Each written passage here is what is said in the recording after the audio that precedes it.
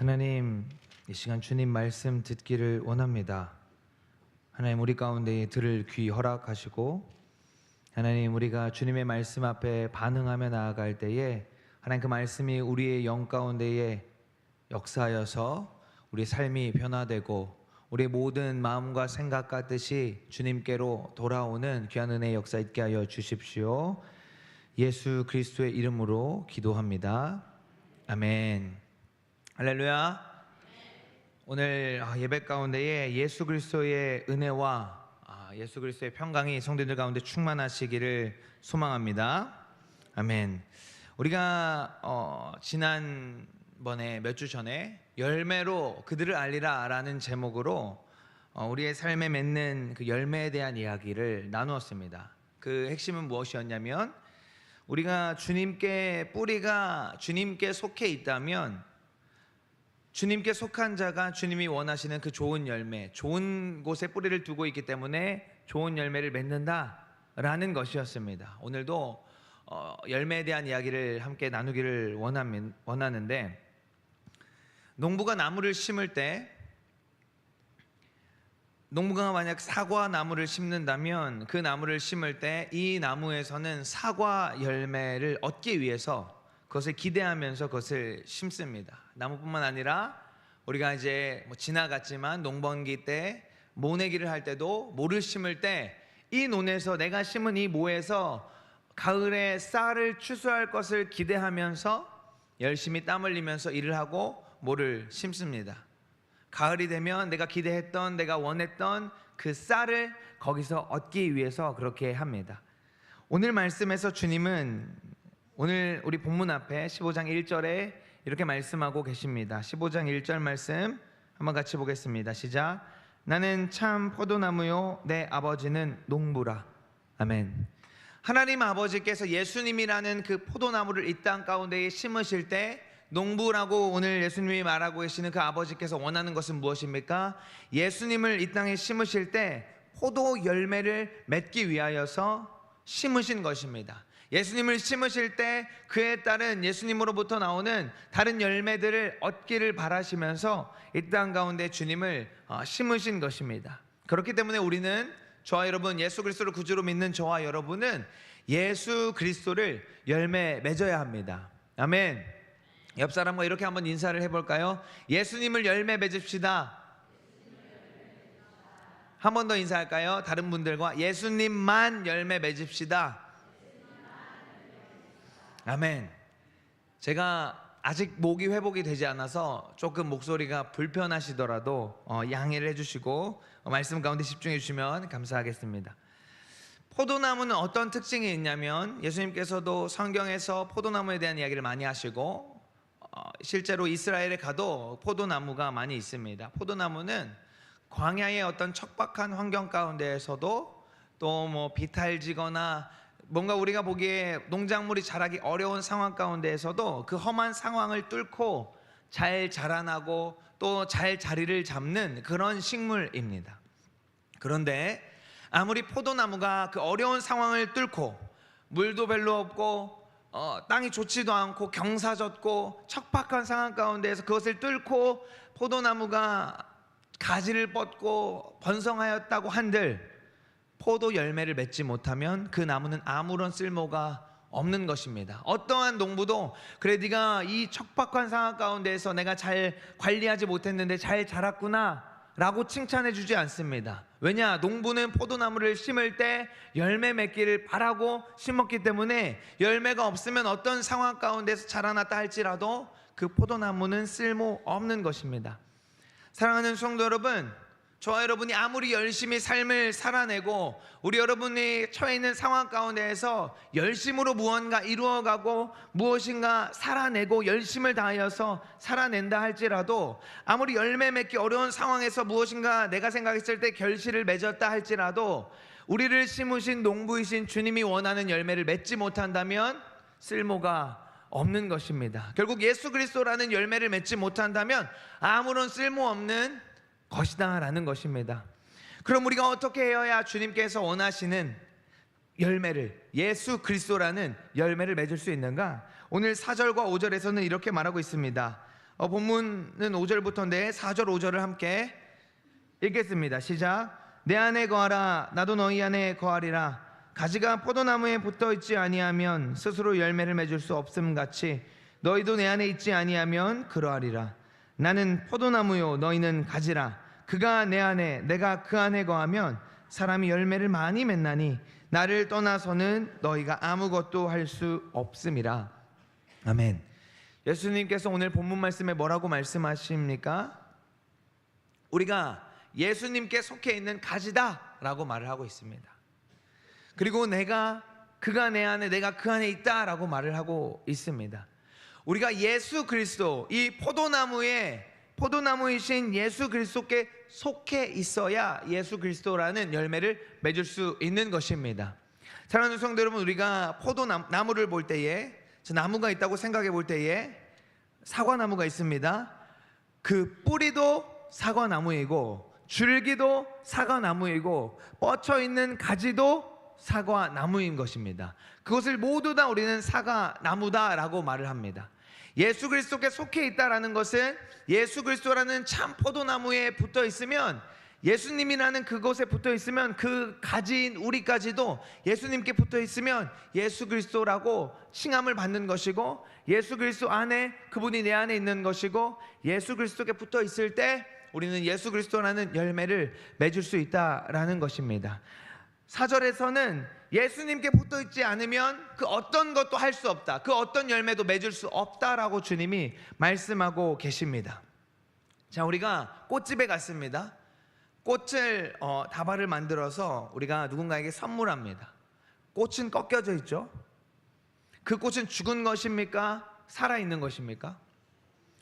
눈으로 보기에는 아름답습니다. 그 꽃다발을 누군가한테 선물할 때 아름답다라고 말하고 아직 향기도 있습니다. 그래서 마치 살아있는 것처럼 보여집니다. 물병에 꽂아 놓으면 몇 날 며칠이고 살아있을 것 같은데 그 꽃은 꺾여졌기 때문에 아무리 물을 주고 아무리 잘 가꾸어도 언젠가 시들고 죽는 것입니다. 지금 당장에는 살아있는 것 같으나 그 뿌리를 떠났기 때문에, 그 가지를 떠났기 때문에 그 꽃은 결국에는 죽는 것입니다. 우리도 주님을 떠나 있다면, 주님께 제대로 붙어 있지 않다면 예수 그리스도를 열매 맺을 수 없는 것입니다. 눈으로 보기에는 살아있는 것 같고 지금은 괜찮은 것 같아 보이지만 예수님으로부터 멀어져 있으면 더 이상 생명을 공급받을 수 없기 때문에 죽은 것이다 라는 것입니다. 또한 한 걸음 더 나아가서 우리가 예수님께 속해 있다는 것은 어떤 것을 말하냐면 바로 예수 그리스도의 사랑 안에 거한다라는 것입니다. 오늘 본문 9절과 10절의 말씀을 다시 한번 보겠습니다. 읽습니다. 9절 10절 읽습니다. 시작.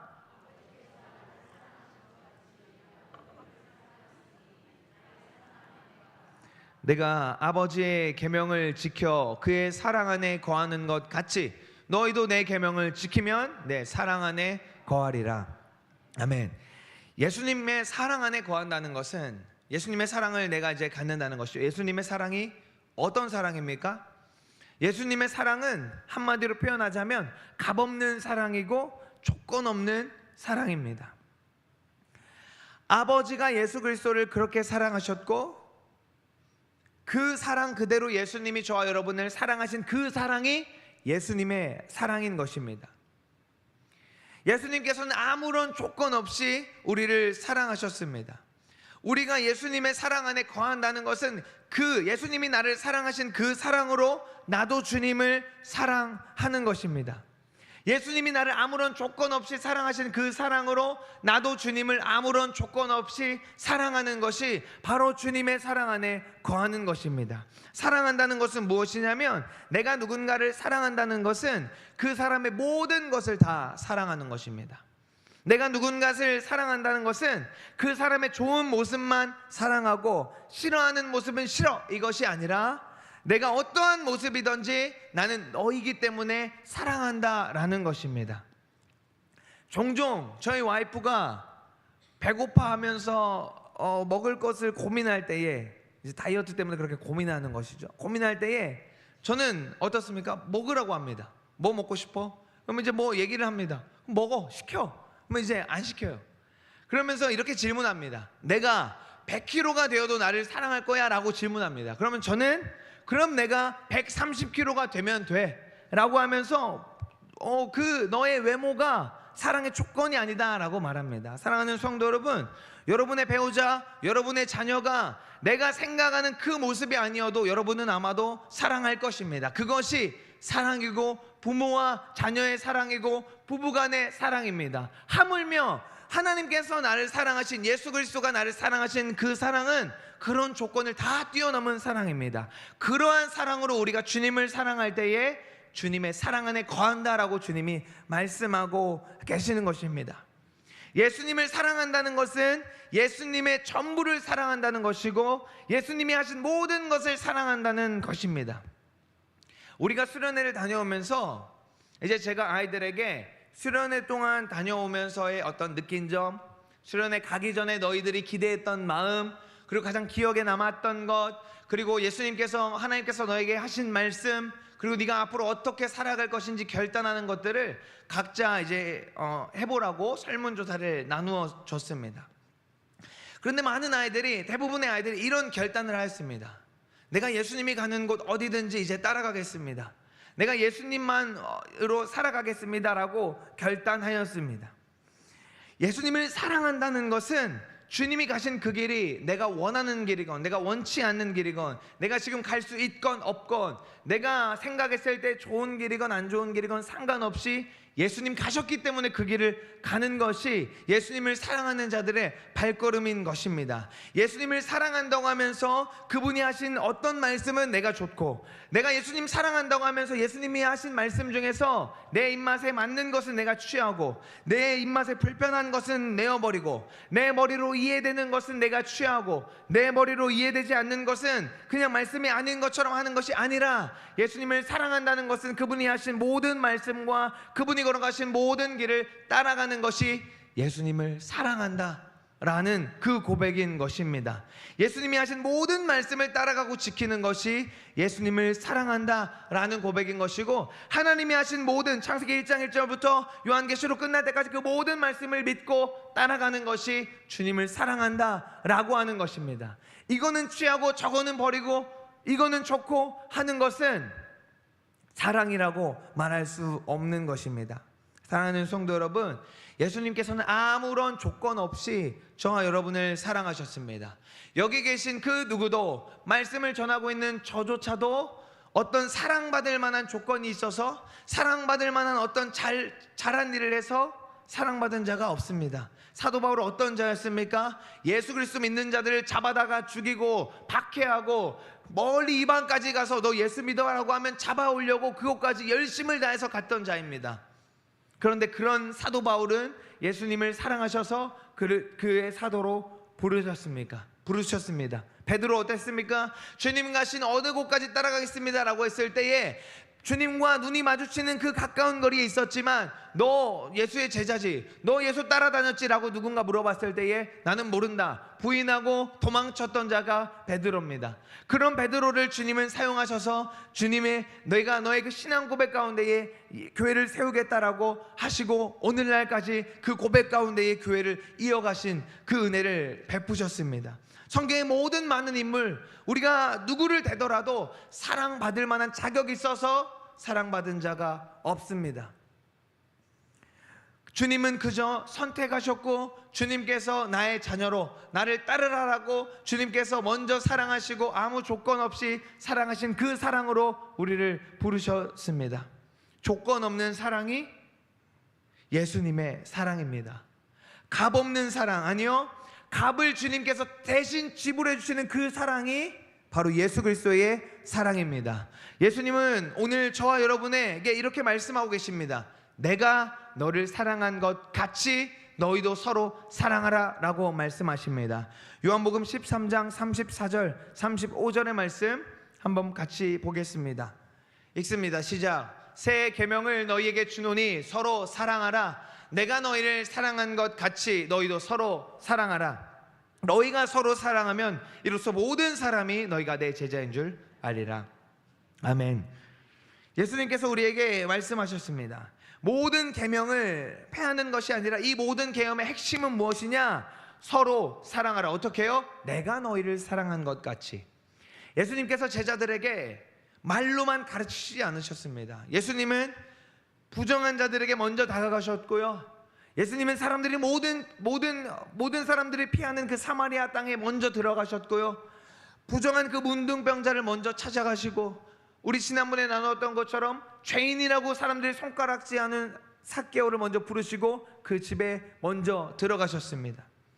예수님은 우리에게 몸소 그 사랑을 보여주셨습니다. 그리고 내가 너희를 사랑한 것처럼 너희도 서로 사랑하라 라고 말씀하고 계십니다. 그리고 뿐만 아니라 한 걸음 더 나아가서 그 사랑으로 너희가 서로 사랑할 때 사람들이 너희를 통해서 내 제자인 줄 알리라. 제자인 줄 안다라는 말은요, 이것과 같습니다. 우리가 자주, 저도 이제 아이들에게 하는 말이, 너희들이 밖에서 그렇게 행동하는 걸로 너희들 부모님이 욕먹는다. 제자도 똑같습니다. 내가 누구의 제자다라고 하는 사람들이 행동하는 것을 통해서 그 스승이 칭찬을 받을 수도 욕을 먹을 수도 있습니다. 제자라고 한다면 내가 배운 그대로 살아가는 자들이 제자입니다. 그렇기 때문에 사람들이 제자들의 행동을 보고 그 스승을 보는 것입니다. 우리가 예수님의 제자다라고 한다면 예수님께서 말씀하신 그대로 살아가는 것이고, 예수님께서 나를 사랑하신 그 사랑으로 살아가는 것이고, 사람들이 그 사랑을 보고 나를 보고 예수님을 보는 것입니다. 사랑하는 성도 여러분, 우리 예수님께서 나를 사랑하신 그 사랑을 내가 입었다면 그 사랑으로 우리가 서로 사랑하는 자들 되기를 소망합니다. 그럴 때에 우리가 예수 그리스도를 열매 맺는 것이고, 그럴 때에 다른 사람들이 나를 보고 예수를 바라보는 것입니다. 아멘. 내가 생각할 때에, 우리가 열매 맺을 때에 중요하고 놓치지 말아야 될 것은 무엇이냐면, 중요한 것입니다. 내가 생각할 때에 좋은 열매가 아니다라는 것입니다. 대부분의 경우 내가 생각하는 열매는 잘못된 열매입니다. 이해하셨습니까? 대부분의 경우 내가 기대하는 열매는 잘못된 열매예요. 거의 내가 기대하는 열매는 주님이 원하시는 게 아닙니다. 저도 또 이번 수련회를 통해서 그런 경험을 했는데, 어떠한 경험이 있었냐면, 제가 이제 우리 아이들을 이제 데리고 중고등부 여름 수련회를 갈 때에 이제 외부로 나가기 때문에, 이 아이들이 밖에 나가서 잘할 수 있을까? 어떤 통솔을 잘 따를 수 있을까? 이 아이가 정말로 잘할 수 있을까? 혹은 또 어떤 아이, 이 아이는 잘하겠지. 혹은 또 이제 예배를 통하여서 계속해서 예배 가운데에 나아갈 때에, 지금 제가 집중을 잘하고 있나? 지금 제가 정말로 주님께 온 정성을 다해서 기도하고 있나? 혹은 쟤는 지금 잘하고 있구나 라는 생각이 제 안에 있었습니다. 다시 말하면 내가 생각했을 때의 열매, 내가 생각했을 때에 중고등부 아이들 뒀을 때에 이 아이들은 이렇게 하면 열매 맺은 거야, 이렇게 하면 잘한 거야 라는 그 기준이 제 안에 있었던 것을 주님이 발견하게 하셨습니다. 그러면서 제가 얘는 이렇게 해야 되는데 얘는 이 정도 잘하겠지 라고 하는 그 생각을 모두 무너뜨리고, 그저 주님께서 하시는 일들을 기대함으로 나아갈 때에, 그저 열매는 내가 맺는 것이 아니고 내가 이 아이들에게 열매를 맺어줄 수 있는 것이 아니기 때문에, 그저 주님 이 아이들을 책임지시고, 주님 이 아이들을 주님께서 만나주시고 만져주십시오라고 그냥 다 내려놓을 때에 주님이 일을 하시는 것들을 보았습니다. 단편적인 예로 이번에 수련회 가운데에 중고등부 학생들 한 1,300명 정도가 모였습니다. 많은 아이들이 모여서 이제 함께하였고, 그 중에 10명이 한 조가 되어서 약 130개의 조가 되었습니다. 저희는 선생님 포함 30명 갔기 때문에 3개의 조로, 부안읍교회는 3개의 조가 되었습니다. 그래서 이제 그 조는 무엇을 하는 거냐면, 어떤 퀴즈를 낼 수도 있고, 다니면서 그 스태프들이 봤을 때의 어떤 선한 것들, 그리고 어떤 예의 바른 행동들, 그리고 뭔가 단합되는 모습들을 보면 그 스태프들이 스티커를 나눠줍니다. 그리고 또 게임을 할 때에 열심히 하고, 또 뿐만 아니라 뭐 승패를 떠나서 뭔가 함께하는 모습들을 보고 스티커를 이제 나눠줍니다. 스티커에 점수가 있는데 마지막 날에 이제 발표를 하는 거예요. 130개의 조 중에서 20개의 조만 발표를 했습니다. 저희 아이들이 세 조가 있었는데 몇 조나 20개 조에 들어갔을 것 같습니까? 20개면은 공동 등수도 포함하니까 약 이제 10%죠. 상위 10%예요. 제가 생각했을 때, 그냥 저 혼자 생각했을 때 가장 이 아이들, 이 조는 가장 점수가 낮다라고 생각하는 조가 중간에 껴져 있었어요. 자, 다시 20등부터 부르는데 17등 부안읍교회. 그리고 계속 이제 부릅니다. 하나씩 하나씩 부릅니다. 그리고 몇 등이었죠? 어쨌든 10등 안으로 7등이었나요? 7등 부안읍교회. 그러면서 이제 사회자가 한 교회에서 이렇게 2개나 받아가네요? 라고 하면서 이제 얘기를 하는데 또 탑10 안에 또 부안읍교회가 있습니다. 그런데 중요한 게 뭐냐면 제가 가장 걱정했던 조가 있거든요. 그 조는 중학교 1학년 조였어요. 저희가 이제 조를 편성할 때 그 주최 측에서 아이들을 학년별로 잘 분배를 해주시고 성비도 잘 나눠주시고 선생님들은 최대한 개입하지 마시고 그 조별로 활동할 수 있게 해주세요 이제 하면서 조를 짰는데, 제가 생각했을 때 이 아이들이 그래도 뭔가 친구랑 같이 있어야 또 즐길 수 있겠다 생각을 해서 중학교 1학년들만 한 조를 만들었어요. 10명 정도 돼서 중학교 1학년들만 조를 만들었는데, 첫째 날 저녁에 긴급히 이제 회의를 했습니다. 내일 조별 활동을 해야 되는데 이 아이들이 잘할 수 있을까? 여기다가 고3 애들 몇 명 넣어야 되는 거 아니야? 아니면 몇 명 아이들 바꿔서 이제 조를 다시 편성해야 되는 거 아니야? 걱정이 됐어요. 왜냐면 통제도 잘 안 됐고요. 제가 생각했을 때 뭔가 개인 행동도 자꾸 했고요. 뭔가 얘네들만 그냥 놔두면 2시간, 3시간 조별 활동을 할 동안 아무것도 못할 것 같았어요. 그런데 부안읍교회 3개 조 중에 가장 높은 점수를 받은 게 그 중학교 1학년 조였습니다. 그 이름이 불려질 때에 주님이 어떤 말씀을 하셨냐면, 주님이 저에게 네가 기대했던 것, 네가 걱정했던 것, 네가 생각했던 대로 나는 열매를 맺지 않는다. 나는 내가 계획한 대로 주님이 원하시는 때에 원하시는 아이들로 열매를 맺겠다라고 주님이 말씀하셨습니다. 사랑하는 성도 여러분, 내가 생각하는 열매가 내 자녀가 될 수도 있고 우리가 품는 아이들이 될 수도 있고 혹은 우리 교회의 모습일 수도 있습니다. 우리 각자는 우리가 생각하는 열매의 모습이 있습니다. 근데 이거는 어떤 것과 같다냐면, 주님이 봤을 때에, 주님이 눈으로 봤을 때 어떤 느낌이냐면 배나무 밭에 가서 사과나무를 기다리고 있는 것입니다. 감나무 밑에서 사과가 떨어지기를 기다리고 있는 모습이 주님이 저와 여러분을 봤을 때 모습입니다. 왜? 주님이 원하는 열매는 따로 있는데 나는 내 자식에게, 내 가족들에게, 우리 교회에게 다른 열매, 내가 생각했을 때 좋은 열매를 기다리고 있는 것이 우리의 모습인 것입니다. 우리가 요즘에 이제 밖에 돌아가다 보면 백일홍 나무인가요? 배롱나무라고도 하기도 하죠. 많은 이제 꽃들이 있습니다. 그 나무는 특이하게 이제 여름에 100일 동안 꽃을 피웁니다. 봄에 피는 꽃들이 있고 여름에 피는 그런 백일홍 같은 꽃이 있고 또 가을에 피는 꽃이 있습니다. 심지어는 겨울에 그 빛을 발하는 것들도 있습니다. 하나님께서 원하시는 때에 정해놓은 그 시기, 그 때에 주님께서 꽃피게 하시고 열매 맺게 하시고 주님께서 자라게 하십니다. 사랑하는 성도 여러분, 내가 무슨 열매를 맺어야 할지, 그게 가장 좋은 열매인지, 내 자녀가 어떤 열매를 맺어야 가장 좋은지는 주님이 아십니다. 아멘. 내가 어떤 열매를 맺어야 가장 좋은 열매인지, 내 자녀가 어떤 열매를 맺었을 때 가장 좋은 주님이 원하는 모습인지는 그것을 만드신 주님이 아십니다. 우리 여기 학생들도 있는데 내가 원하는 나의 모습, 부모님이 바라는 모습, 그리고 사회적으로 원하는 내 모습은 그들이 원하는 모습입니다.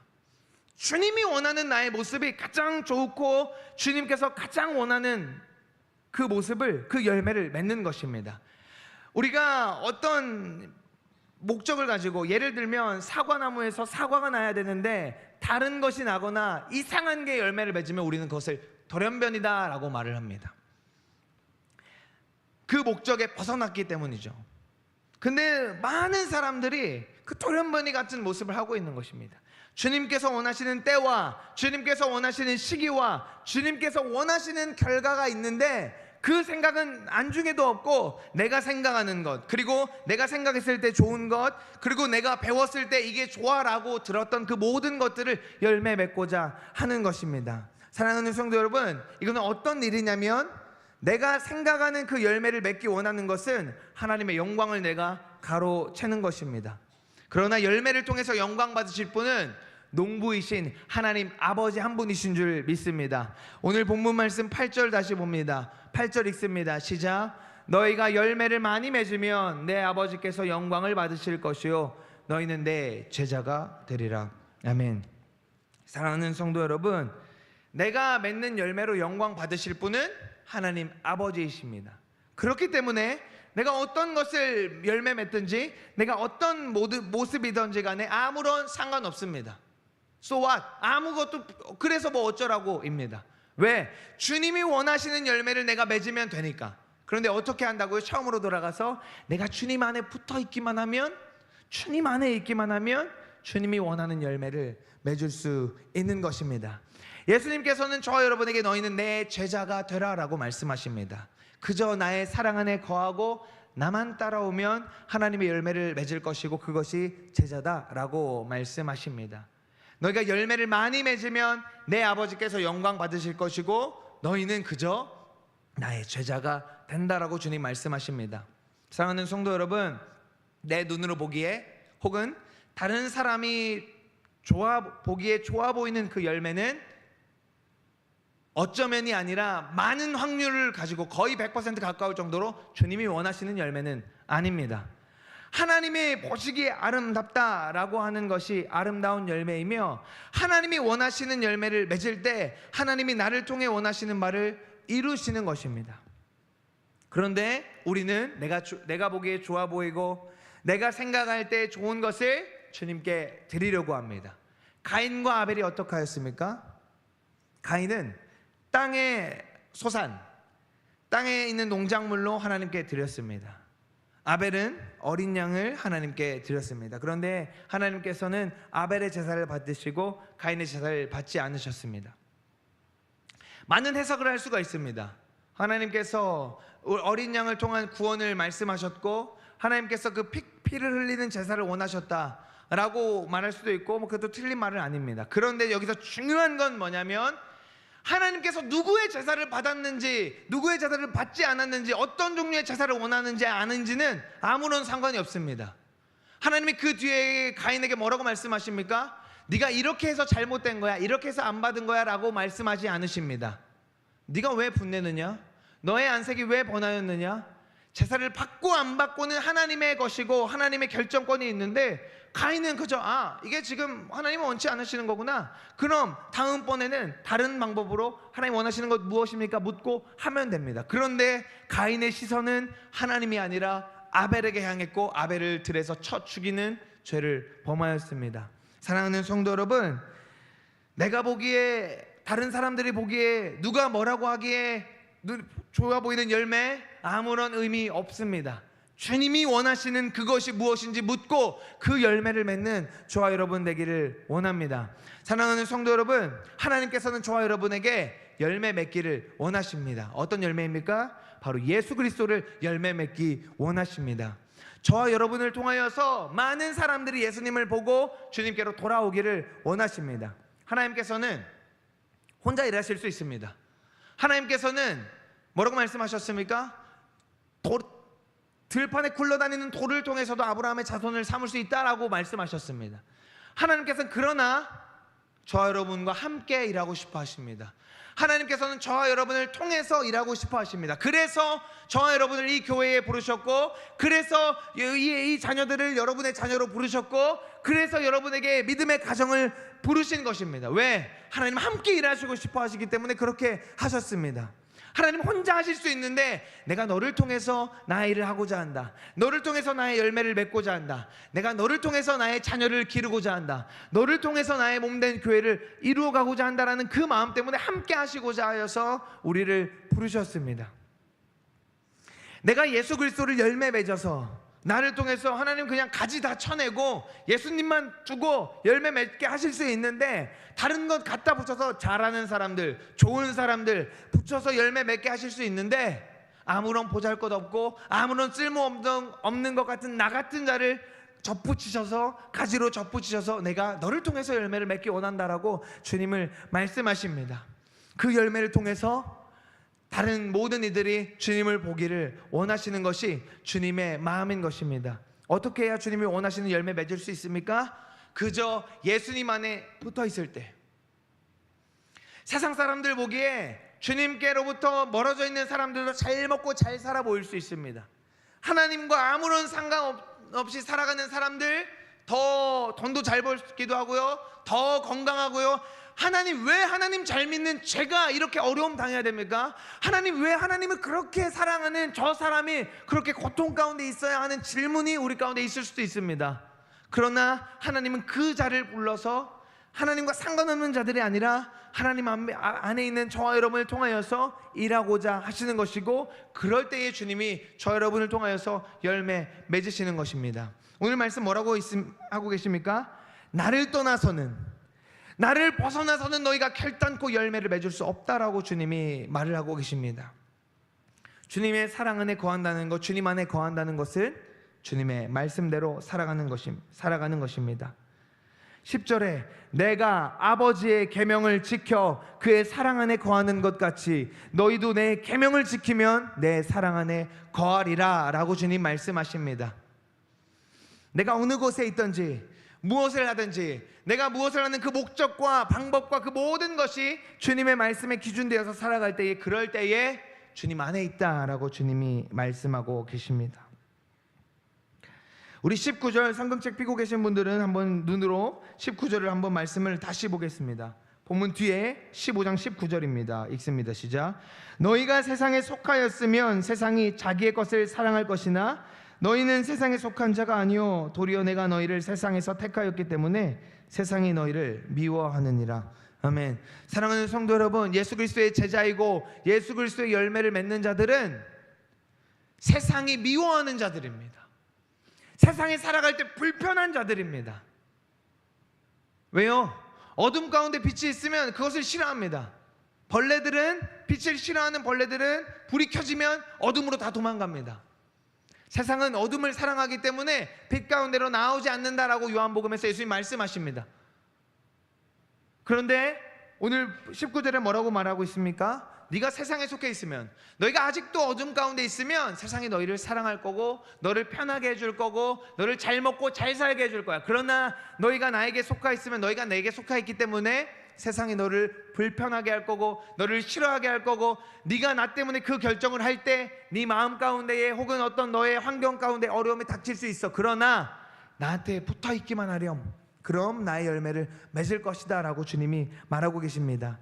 사랑하는 성도 여러분, 저 여러분이 매일의 삶 가운데에 살아갈 때에 어떤 열매를 맺기를 원하십니까? 내 옆에 있는 사람이 부러워하는 열매요? 아니면 세상이 원하는 그 열매요? 남들이 다 부러워하고 우러러볼 만한 그 열매를 맺기를 원하십니까? 예수님이 십자가에 달려서 그 들림 받으셨을 때, 십자가 위에 달리셨을 때 사람들이 그것을 부러워했습니까? 그거를 우러러봤습니까? 손가락질하고 욕하고 네가 하나님의 자녀라면 거기서 내려와 봐라라고 비방했습니다. 예수님의 자녀인 저와 여러분, 예수님의 제자인 저와 여러분은 남들이 부러워하는 삶을 사는 자들이 아닙니다. 남들이 혹 손가락질할 수도 있고 비방할 수도 있습니다. 그러나 나를 통해서 누군가가 예수님을 보고 누군가가 나를 통해서 예수님께로 돌아온다면 저와 여러분의 그 삶은 예수님을 열매 맺는 삶인 것입니다. 예수님이 그 십자가 위에서 손가락질 밟고 비방받을 때예요, 그 예수님을 못 박았고 그 십자가에 들려 올렸던 로마 병정이 이렇게 고백합니다. 저자는 하나님의 아들이다라고 고백하고 그 사람이 하나님께로 돌아오는 은혜가, 역사가 있는 것입니다. 사랑하는 성도 여러분, 어떤 열매를 맺으시겠습니까? 오직 예수님만 열매 맺는 우리의 삶 속에서 주님의 말씀 붙잡고 예수 그리스도가 나를 사랑하신 것처럼 나도 주님 사랑하고 내가 다른 누군가를 사랑하고 예수님께만 붙어서 그분의 열매를 맺는 저와 여러분 되시기를 예수 그리스도 이름으로 소망합니다. 기도하겠습니다. 하나님, 오늘 말씀을 통하여서 예수 그리스도께서 포도나무이고 우리는 그저 주님께 붙어있는 가지임을 다시 한 번 더 고백합니다. 하나님, 내가 주님 안에 속해 있을 때, 주님께만 붙어 있을 때 주님의 열매 맺을 수 있는 줄 믿습니다. 하나님, 비록 내가 지금 눈으로 보기에 열매가 없는 것 같아 보이고 지금 내가 눈으로 보기에는 아무것도 아닌 것 같아 보이나 나는 주님 안에 있기에 아무런 염려 없고 아무런 걱정 없습니다. 주님께서 나를 통하여서 예수 그리스도를 열매 맺게 하실 것이기 때문입니다. 하나님 그것을 바라보며 믿음으로 나아가는, 주님께만 붙어서 어떠한 풍파 가운데에서도 흔들릴지라도 주님께로부터 떨어지지 않는 저와 모든 성도님들 될 수 있도록, 또 함께하는 우리 중고등부 모든 학생들 될 수 있도록 함께 인도하여 주십시오. 예수님의 이름으로 기도합니다. 아멘.